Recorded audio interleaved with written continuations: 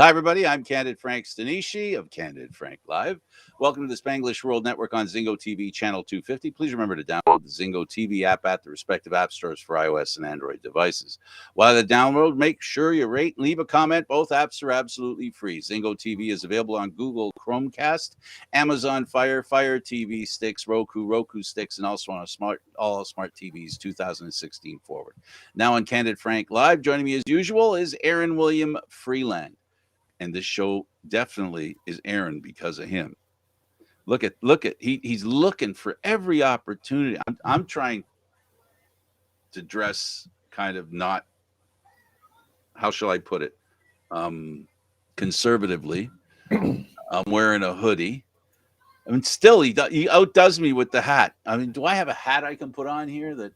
I found had at Dollarama, so I mean it was a relatively easy no-brainer. There you go. There's your old-timey reporter's hat. Old-time mafia hat. There we go.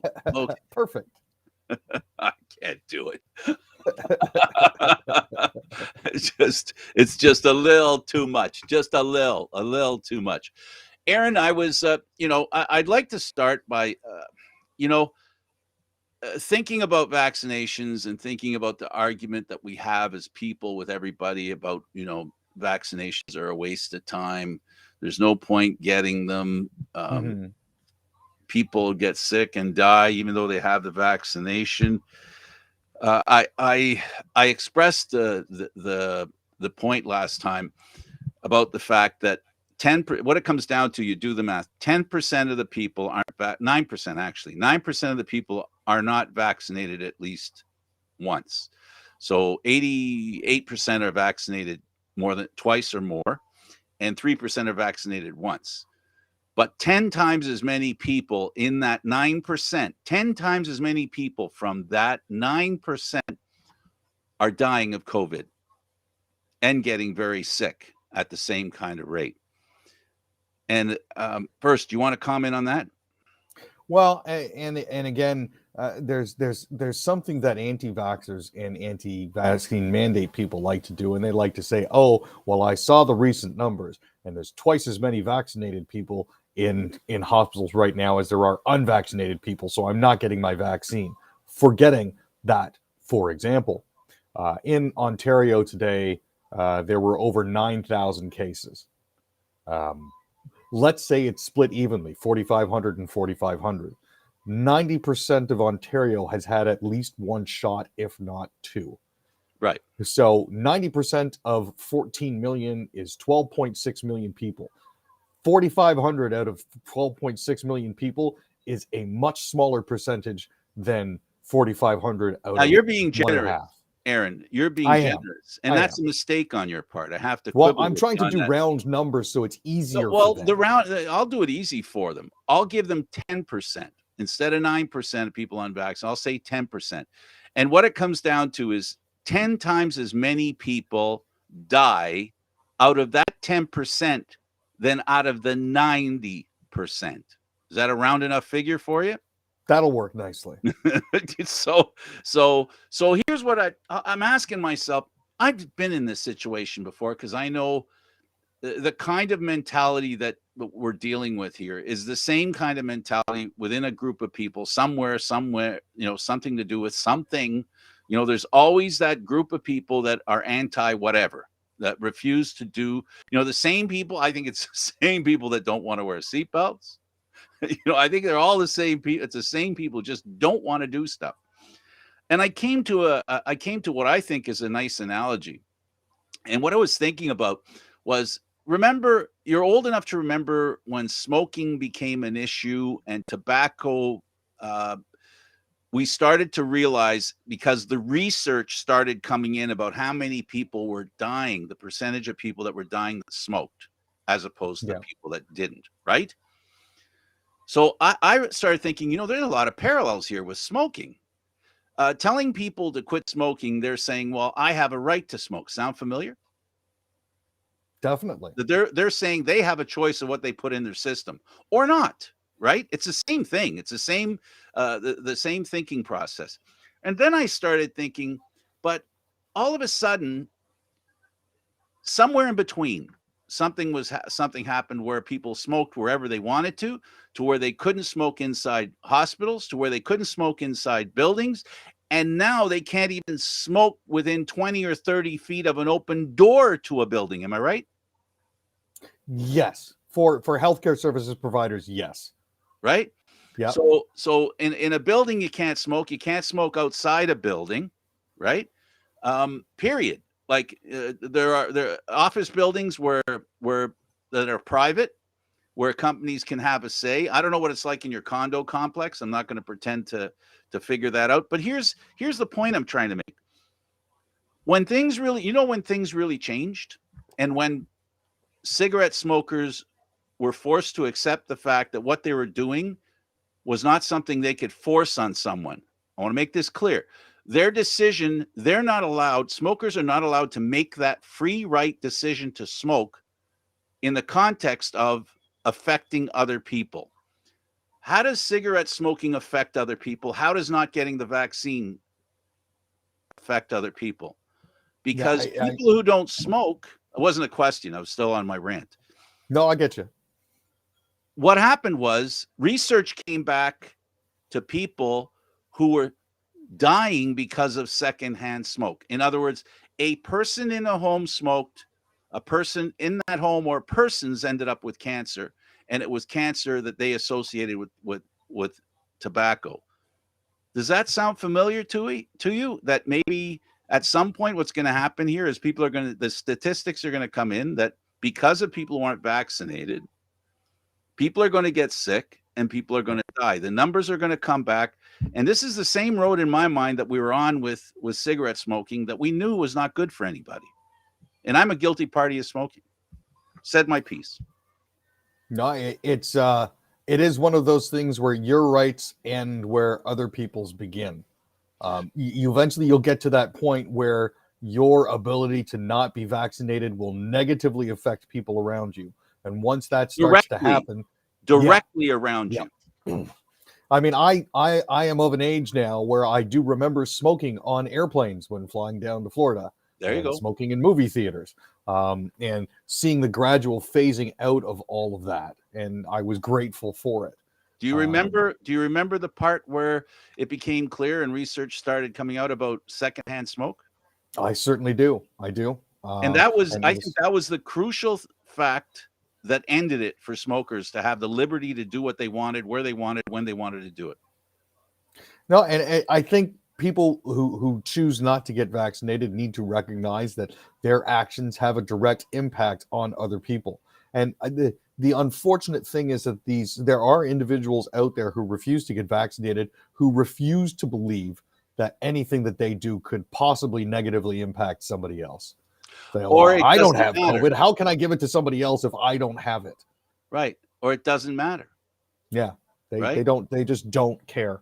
And I have respect for smokers who respect other people. I want to make that clear. I'm not trying to pick on smokers because that's the last thing I want to do. But I want to say that what smokers have to do is ensure that what their choice doesn't become an anti-choice for someone else. So you have every right to do what you want to do as long as it begins and ends in your world, your space. But if you want to share space, this is the point where we're coming to where you were leading into, and I'll pick it up. Now you're sharing space with other people. And what you do in that space that negatively impacts on people within the same space they share with you, now you're infringing on their rights while you're trying to exercise yours. So what happens next is that's where the legal system and politics kicks in. And as much as some people hate politicians, some people hate the healthcare system, some people hate the people in politics who make health choice decisions, try to understand.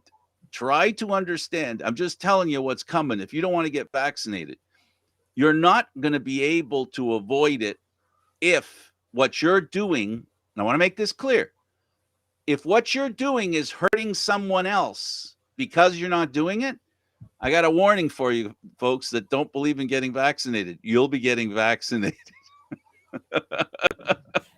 That's that's all it is. It's you're going to be smoking outside. You're going to have to live outside. You won't be able to live with everybody, just like a smoker. When you smoke, you just have to do it outside. You become someone who doesn't have a right to exercise a right and deny someone else their opportunity to be healthy.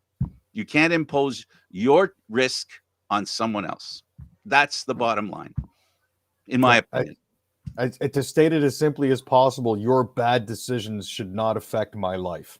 I won't even call them bad decisions. You're right. I agree they're a bad decision. But what I'll say is any decision you make that affects someone else's life and or health, be ready to be told you ain't doing that anymore. Just like you're gonna wear a seatbelt. Shut up and wear a seatbelt. Yeah, and then there are others who, of course, will get into the slippery slope argument here. Well, they've already told us we can't smoke. Now they tell us we have to get vaccinated.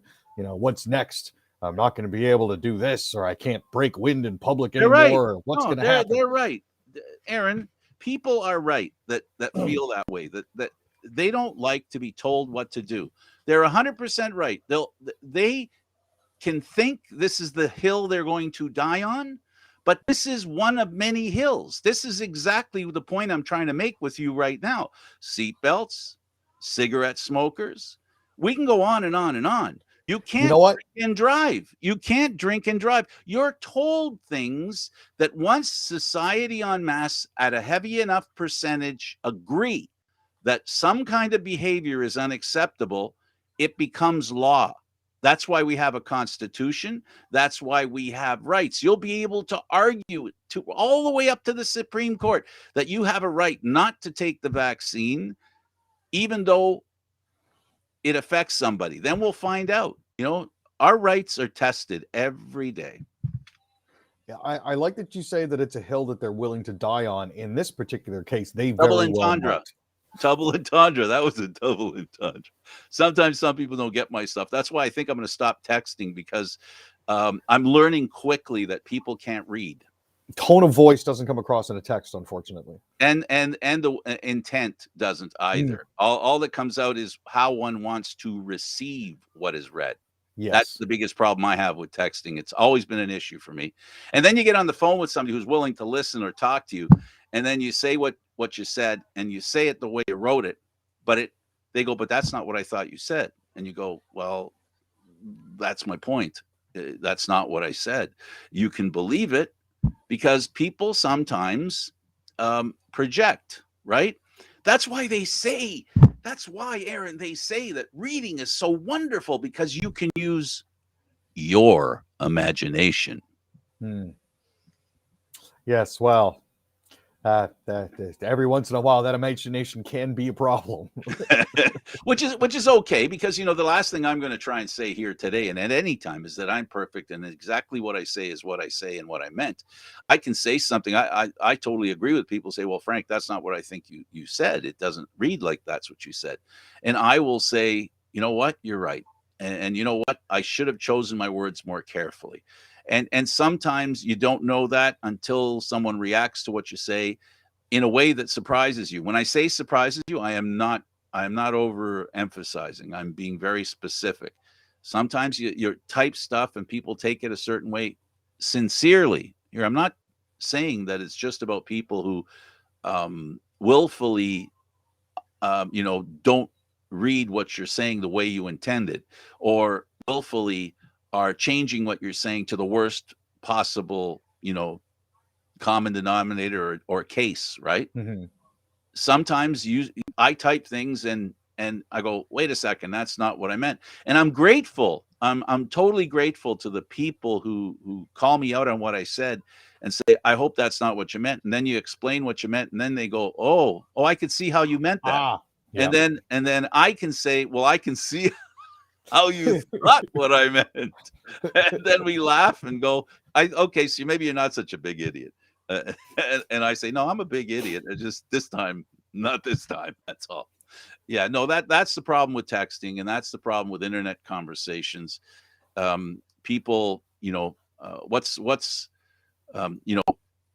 use the term project, but I don't know if that's good enough. But you know what I mean? People take people look at something and then they go, what do I think that person's saying?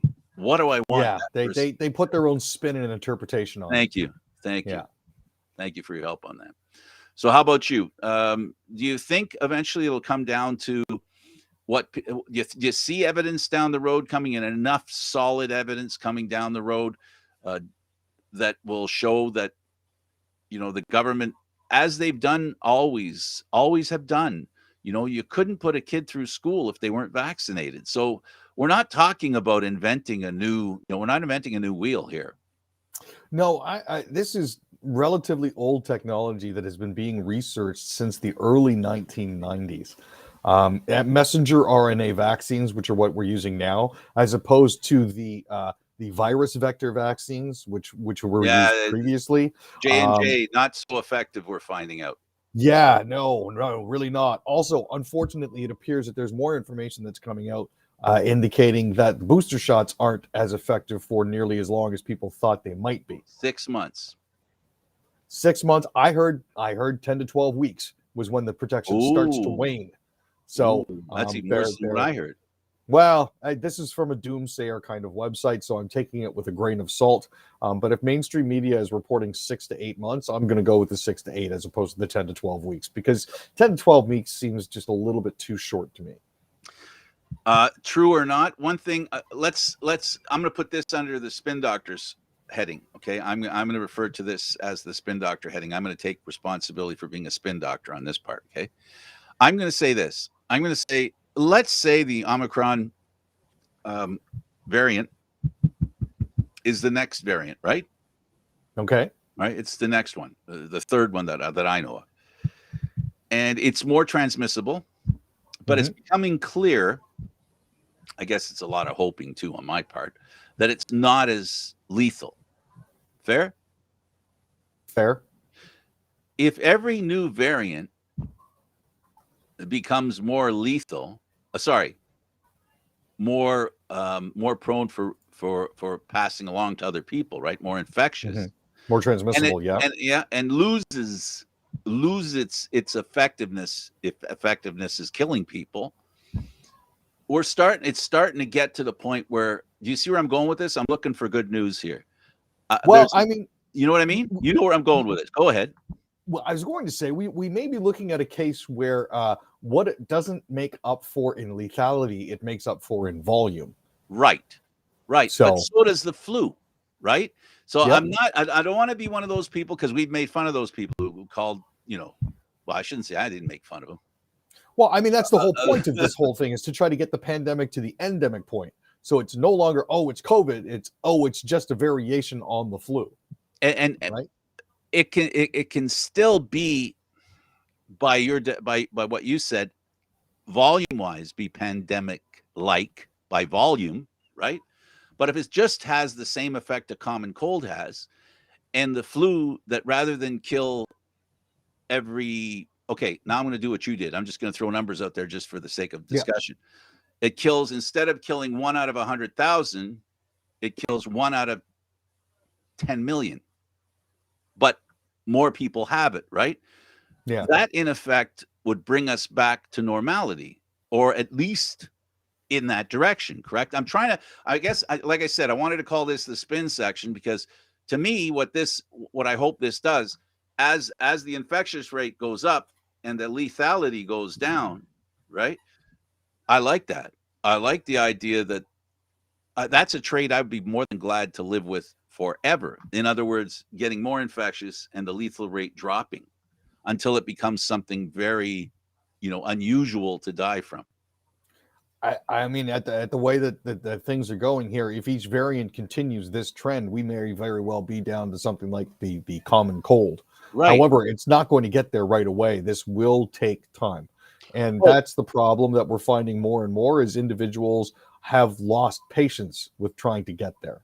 Well, the question isn't whether it gets there, because I think we both agree that it looks like it could go there by virtue of, when you look at, the way things are developing. It's just a question of when, right? How long it takes. Unless some variant comes in that totally goes the other way. But like I said, People are sick and tired of corona. People are talking about even saying, and we laughed at Trump for saying it. If you really don't want to know how many people have the virus, stop testing. And there are people out there who are on the other side of the fence, not on the Trump side of the fence, who are saying maybe we're testing too much. We're getting lost in the, we're getting lost in the minutia. It's entirely possible. I mean, we may be trying to overcompensate for what's happening here by going completely the other way with the testing. But at the same time, I would rather know than not.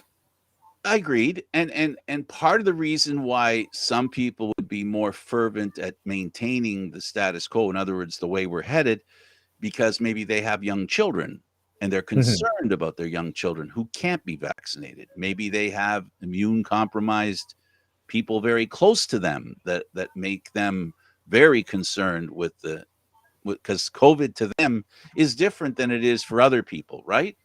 Yes. So these are the challenges. I just wanted to update.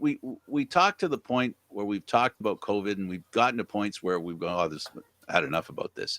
But I just wanted to bring those 2 points in. One, that to review for those who just joined us, I'm a firm believer that if COVID is a problem and people who don't get vaccinated are legitimately a problem, there will come a time when, if they want to do something that the government can control, they won't be able to do it without getting vaccinated. The same way some kids can't go to school if they're not vaccinated. The government has done it before, and we understand why. Why? Because the kids don't get sick and polio's gone. And all these wonderful things that have destroyed humanity through time have been eradicated by the evil vaccines. Now, I find it funny that so many people are willing to draw the line here. Why now? Why now? Forgetting that between the age of 2 and 4 months, you're immunized for diphtheria, tetanus, pertussis, polio, Haemophilus, influenza type B. You're also vaccinated for meningitis. And again, at 6 months, there's, more stuff that you can get, including HPV. At 12 months, you get pneumococcal conjugate vaccines. It's like, look at the list of everything that, and this is one of the big things that the anti-vax people were so huge on in the first place, was look at all these different needles that kids get. Yeah, but that also makes sure that your little walking petri dish stays alive. And isn't that the name of the game? And then there's, if you get scratched by a rusty nail, tetanus, and you haven't had a tetanus shot in 7 years, guess what you get? Lockjaw. If you don't get the immunization that lasts 7 years, right? So, and then we still haven't talked to, I know people who love their pets. I love my pet. You love your pet. There's when you get a dog and you get them from wherever whoever sells it to you, right? From a,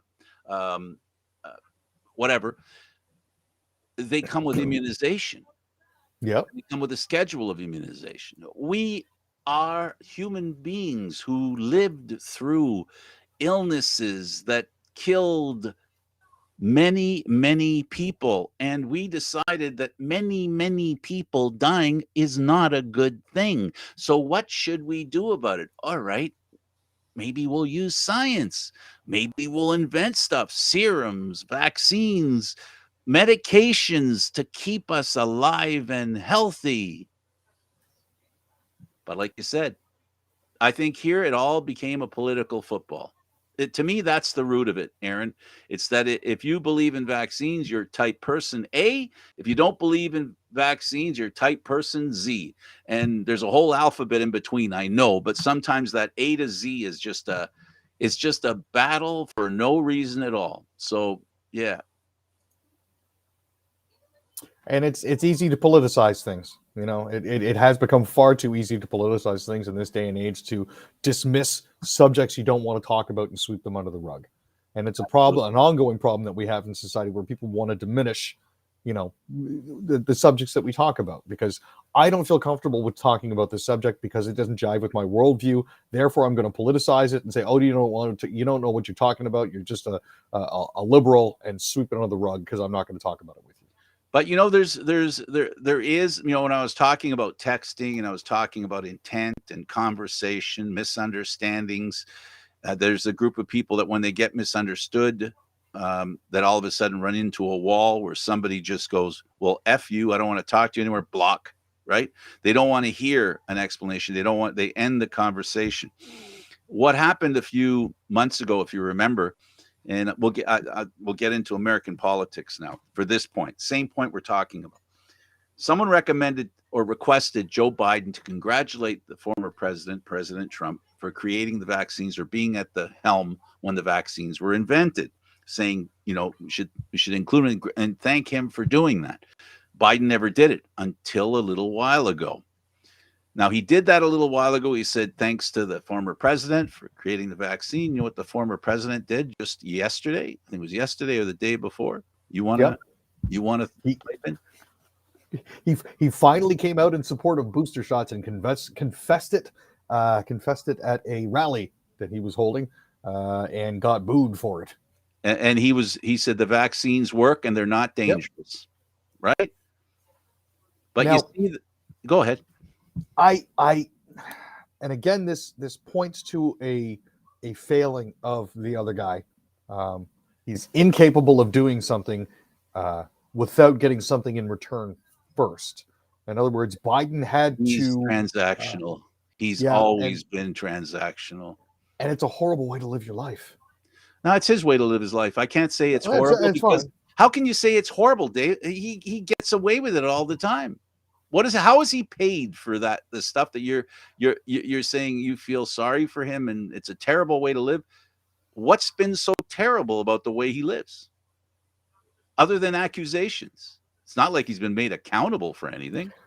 This is true. The fact that he hasn't been held accountable for anything kind of puts the lie to that. He has been held accountable to the point where his kids can't run a charity in New York State. He has been held accountable where nobody will give him a license to start a university. He has been held accountable, but only in action, not in admission. That's my point. Yeah. No, I understand that. Okay, good. Because that's the thing. And I'm just saying, and I'm trying not to make fun of the situation. I'm just trying to be, it just makes me laugh that you can actually say that the guy has never admitted he's done anything wrong, and you'll never hear him do it. And that's okay. That's his way of doing things. Okay, let's get on to other things, and we'll start by, of course, talking about the Canadian Football League. And with the Canadian Football League, there's a bit of stuff going on. We talked about the coach not leaving the Hamilton Tiger Cats. They lost a member of their management team, and guess who got that management team's member's job? It was the coach that everybody wanted to run out of town on a rail for losing the finals. And he ended up becoming the team's president of football operations. Not only that, he still retains his coaching duties as well. So absolutely. And I talk to David about this all the time, where there's, not only is there a players cap in the Canadian Football League, there's also a management cap. And so you have to figure out creative ways of giving somebody more money so they stay with the team. So this is one of those creative ways where there's a salary attached to that position. He's getting as much as he's going to get as a coach.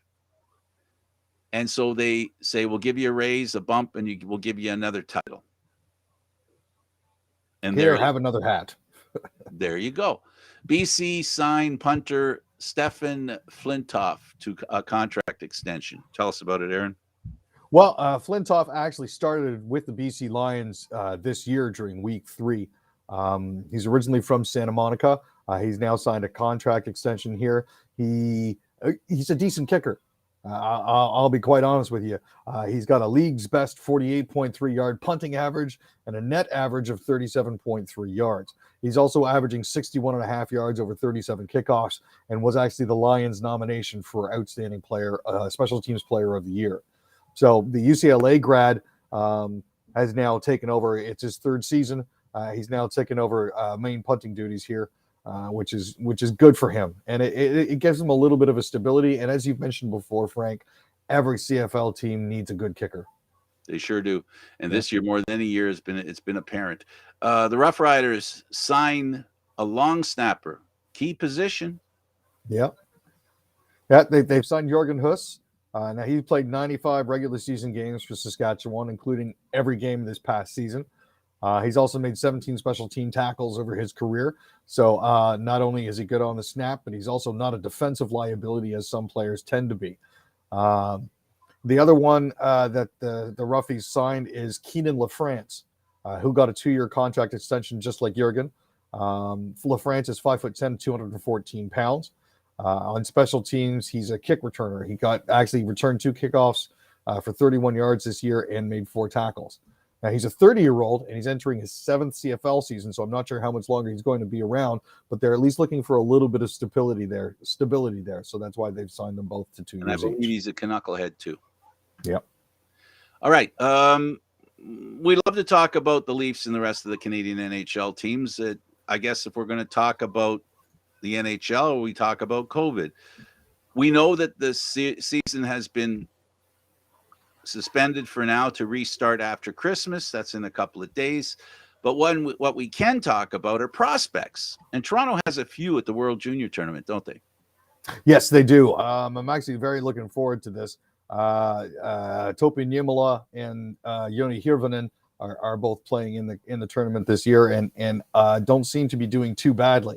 So those are a couple of the bright spots to take a look at here. Now, people may remember Ronnie Hirvonen because last year he actually helped send Finland through to the World Junior semifinals against Sweden. So that's something to take a look at. As it stands now as well, now this is a Winnipeg Jets prospect. That's Cole Perfetti, who was playing with the Manitoba Moose until recently. Yeah. Oh, he's been fantastic to watch. The last World Junior Championship, he was a star. He was, and we're hoping that he can definitely do that again. But there are, and again, there's not a lot of Leafs prospects playing for Team Canada. That's just the way the cookie crumbles. But it is good to see that some of our players will be well represented there. Some of our teams will be well represented there. Caden Gould named captain of Team Canada at the World Junior Championships. Yeah, very happy to see this. Well deserved. He's been very good for the team. So it's about time he got his due. Mishak named captain of the Czech Republic. Yeah, so this is Mishak is one of the Habs prospects. Good to see him. Now, they're not calling them the Czech Republic anymore. I believe they've asked to be called Czechia. Czechia? Okay, Czechia. So yeah, it's same difference, but it's actually good to see one of the Habs prospects. It's like we call Italy, and they call themselves Italia. Exactly. Right? Robbie Gioventi has something to prove at the World Junior Championships. So this is sort of to try to make up for a less than stellar showing he feels that he had in the last World Juniors. So yeah, he's definitely trying to make sure that he cements his legacy there. This is somebody the Senators have been keeping an eye on for a while. And again, last year with Finland, he didn't play that well, so he's determined to make it better this year. 2 players were ejected for dirty plays yesterday in one game. Yep. So this was actually the USA game. One player got thrown for a knee, another player got thrown for a headshot. Both not on the same team. It was a 1-1. Ruben Rafkin hit New York Rangers prospect Brett Berard with a knee, cartwheeled him and sent him to the room. Was that a knee? Was that a knee in your opinion? Oh, it was very clearly a knee. Okay. Just asking. Oh, yeah. No, he stuck his leg out wide to make sure that he caught him and cartwheeled him over it. So, yeah, that's definitely a knee. Okay. Joakim Kamel also took a hit to the head. So that was actually what enabled Finland to get back into the game. So after that penalty, Finland actually scored twice on the extended power play to force overtime before taking it. Not many players under junior age get to succeed at junior level, but to play in the World Championship, that's really different. And we got 2 of them here, 116, 117. Yeah. So, in much the same way that John Tavares was an exceptional player, we're looking at 16-year-old Connor Bedard and 17-year-old Shane Wright, who actually turns 18 on January 5th, which is just after the tournament should be wrapping up. And also Matt Velmichov, who turns 17 on December 9th. Those three actually could very well all be vying for tournament MVP honors. So it's one of those. The I know Russian that a lot of looks people, like he's 30. The Russian looks like right? he's 30. It happens.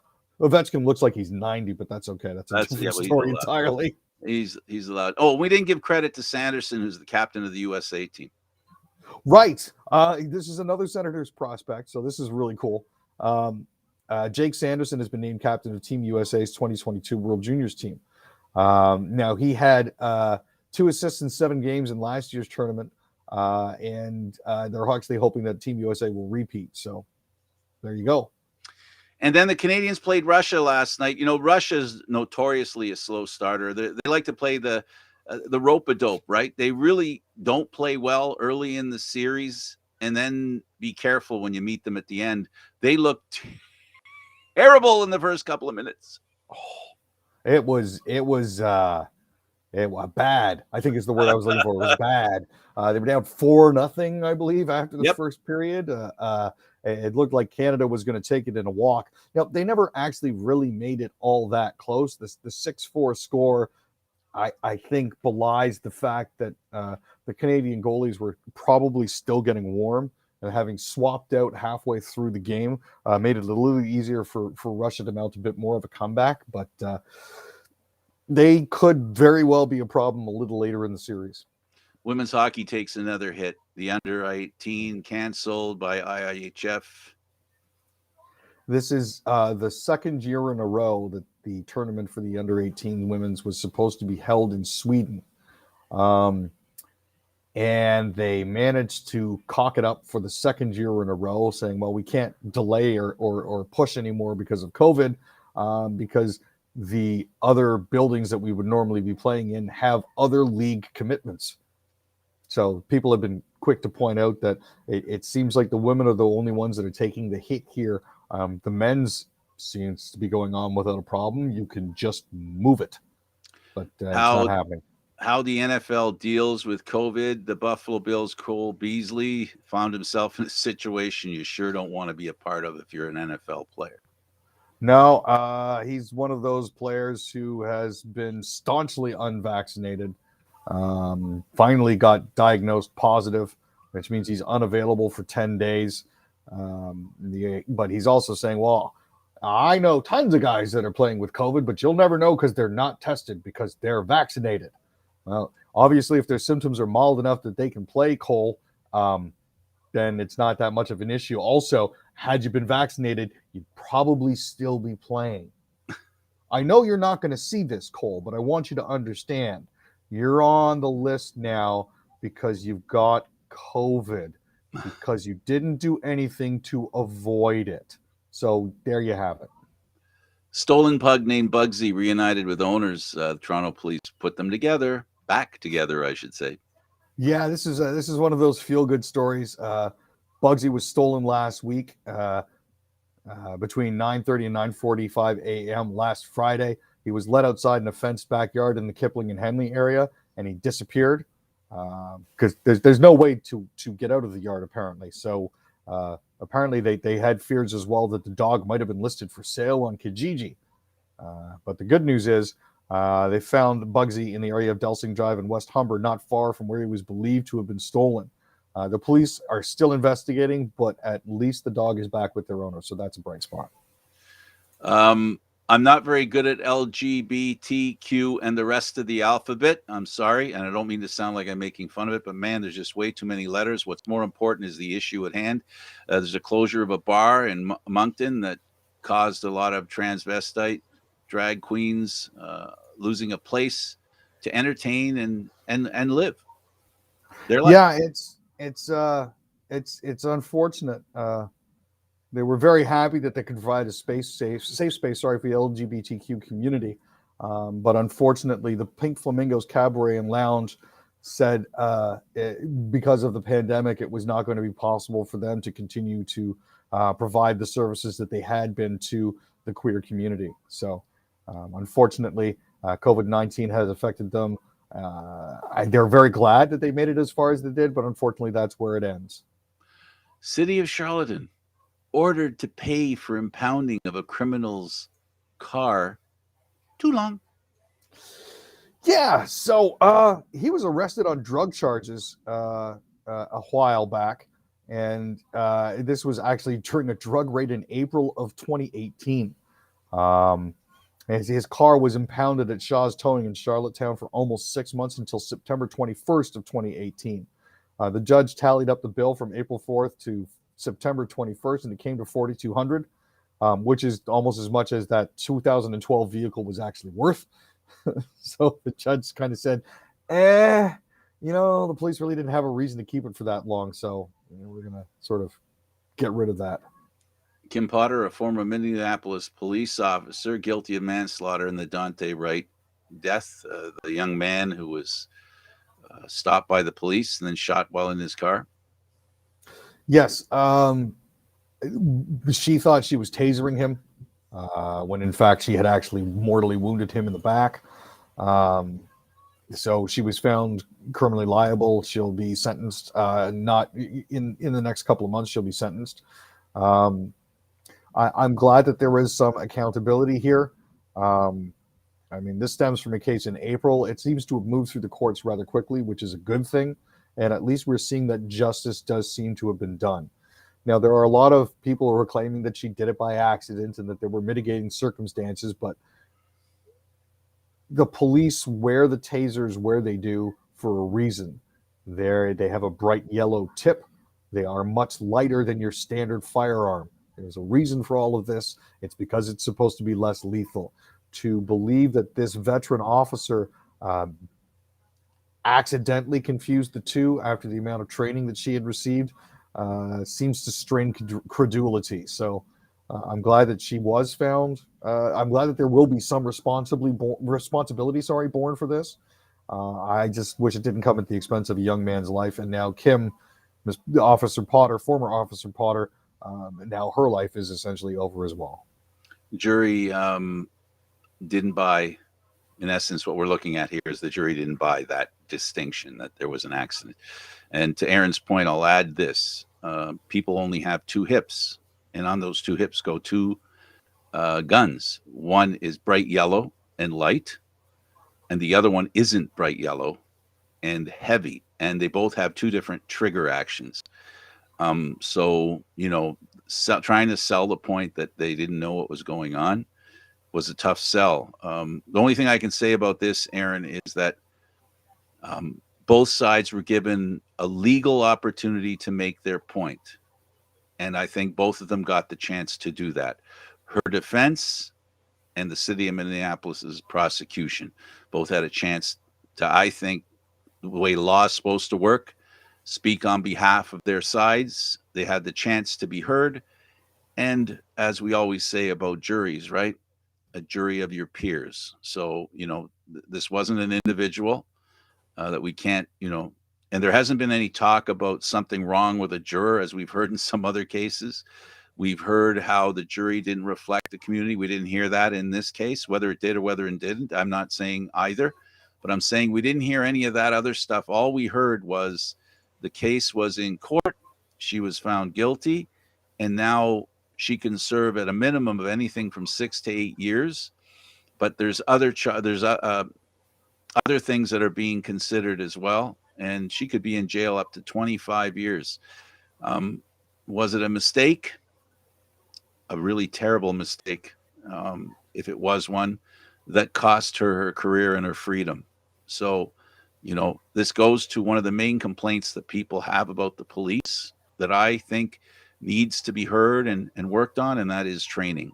So this is a perfect example. Her reasoning for not being guilty clearly shows that training is very important. You don't want a police officer mistaking a gun for a taser gun. No, not ever again. Training. This speaks to training. Environment Canada warns frigid temperatures to blanket BC through next week.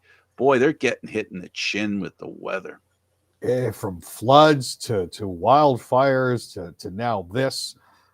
Basically, large parts of southern and central BC are under winter snowfall and storm warnings.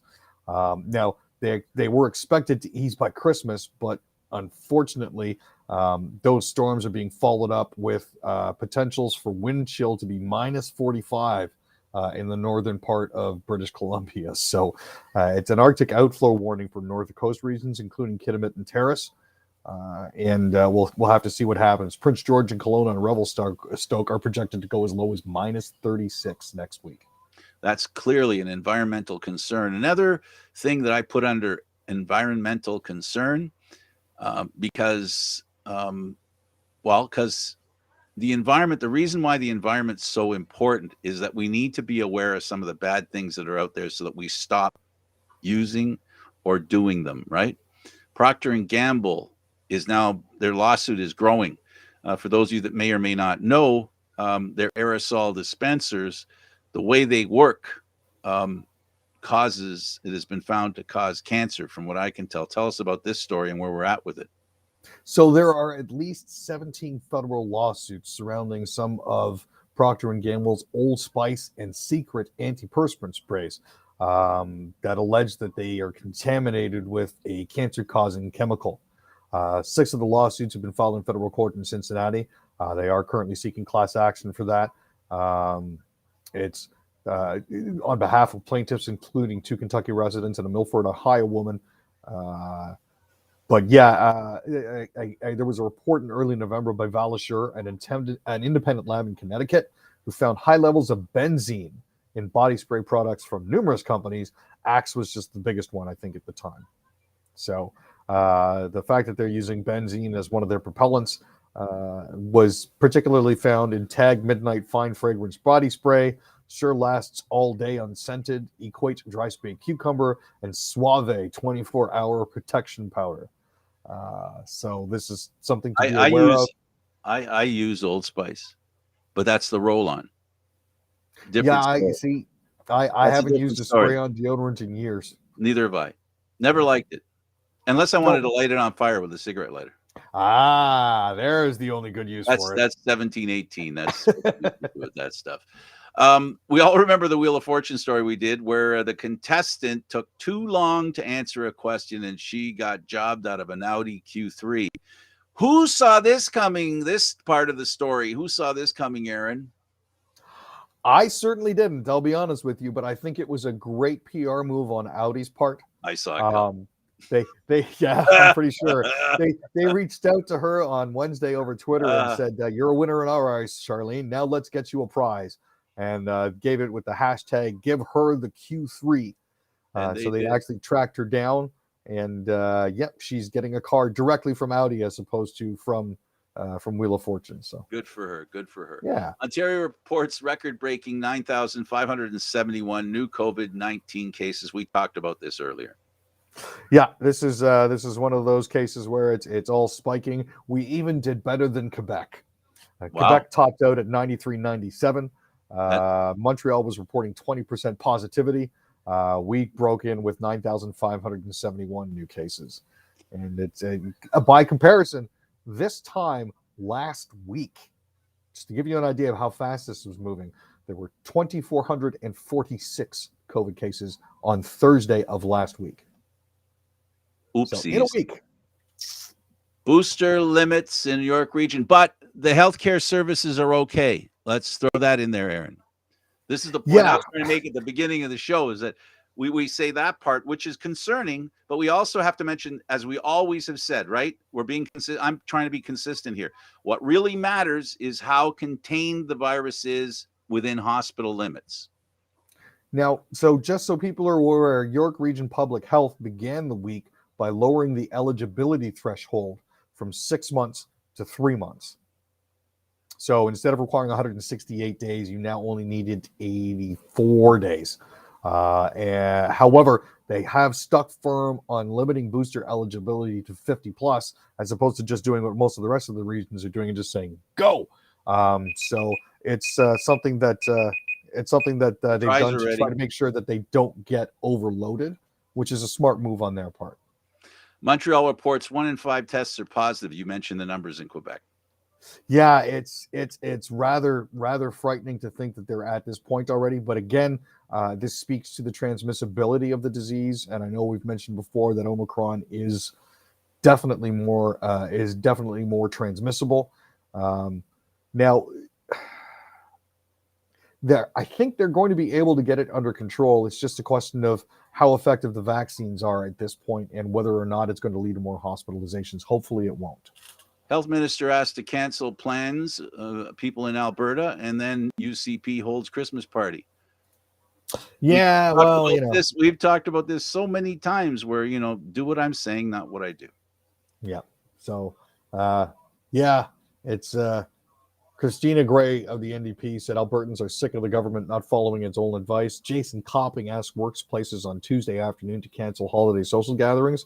However, Tuesday night they had the UCP had a Christmas reception at Edmonton's Parlor Italian Kitchen and Bar. I think their excuse was, well, it was too late for us to cancel it, and we booked it for X number of people. So instead of potentially damaging the business by backing out, we went ahead with it.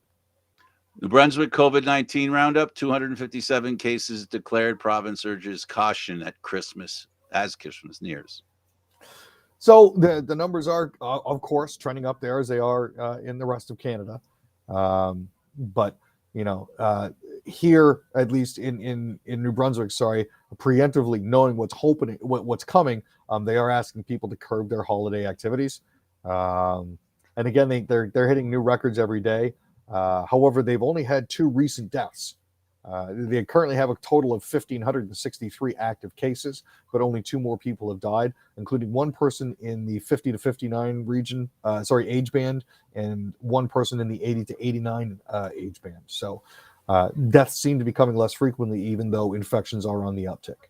And we can assume that the hospitals are not being stressed out, because if they were, I think that would be mentioned. So that's not to suggest that, hey, we got room for more COVID cases. It's just to say, no. Right? That's not what I'm saying. I'm just saying that's not the way it works. It's not what I'm saying. Winter Olympics, Beijing strongly advises Olympians to get COVID booster. Yeah, of course. They want people to come. Hey, in order to have the Olympics, you have to have athletes. So yeah, at this point, Beijing is strongly saying that you need to make sure that you get your shots, because we don't want any of you here any longer than we have to have you here, you disease-ridden infidels. Well, it's not quite like that. I'm obviously they want to be on the right side of the equation, and they have a responsibility. This is something that China and every country that's ever had the Olympics, almost from the beginning of time, it is a promotional tool for every country that's had it, Aaron. It's proven countries that don't really have a name or a reputation, a chance to show people who they are, what they are, always in a great light. So, it's important to every country that has the Olympics that they get participated in. But I suspect this Olympics is going to have a few issues. It will be, it peaks in February, right? And that's pretty much going to be at the tail end of the worst opportunity for COVID's existence. Omicron and or any other new variant that comes in will be part of the Olympics, whether we want it to be or not. Yep. So get your boosters now, folks. So I'll give you a minute to discuss this. We got a couple of minutes. Trump's Surgeon General suggests the former president only decided to publicly back vaccines because Biden praised him first. I said this at the beginning of the program, and I don't find this far from being the truth. And I think it's a great thing that if both sides can start doing what's right for the overall society, that would be great. Yeah, I just wish it would be easier to get certain people to do the right thing. He got booed. It is what it is. He got booed. This is the problem. When you create a momentum of a movement that really shouldn't exist, even if you have the good sense and or the willingness to say to that movement, hey, it's about time we took another turn, like we turned this thing around, because I think we're going down the wrong road. I made a mistake. Excuse me, like the SNL skit, never mind. It just doesn't work. Yeah. No, it's very hard to, and you have to think of the MAGA movement like a gigantic cruise ship. It's very hard to get them turned around or even stopped once they get a lot of momentum going. And just like the Evergreen in the Suez Canal, there is a very real potential for it to get blocked or stopped. So look at it this way. Yes, he's finally done the right thing after receiving transactional kudos from the current president of the United States at the risk of alienating his own base and his largest contributors. It's a shame it took this long. You know that he doesn't do it if he doesn't think there's an upside for him. You know that, right? Oh yeah. We know that. That's expected. That there's got to be an upside for it, and he's going to have a press conference on January 6th, talking about whatever's on his mind on January 6th. Oh, by the way, that happens to be the first anniversary of the 1/6 riot at the Capitol. So I'm going to guess he's going to push for another recount in Georgia. I'm going to guess he's going to push for voter legislation change. Well, he did it in Arizona, and Biden ended up gaining some votes. You remember that? What if Donald Trump is secretly a deep state agent for the left? I don't know. I don't know what he is, but whatever he is, more power to him. But I just don't have the energy to talk about him that much. The only reason we talked about him tonight is because he did some good things that we expect leaders to do. And I hope that, people listen to him as much about this as they've listened to him about stuff that's total beeswax. Well, it's hoped that the lizard can change his spots. We'll see. Well, he's Aaron William Freeland. Thank you, Aaron. Thank you, Frank. I'm Frank Stanishi. Thank you for watching Candid Frank Live, Aaron. Mondays, Wednesdays, and Fridays at 6 p.m. Eastern Standard Time. The show can also be heard on the Spanglish World Network. For Candid Frank Live, other news, entertainment, and sports programming we offer, please check out SpanglishWorld.ca. Spanglish World. Watch it, hear it, read it, download it, and live it. Thank you for watching. Ciao for now.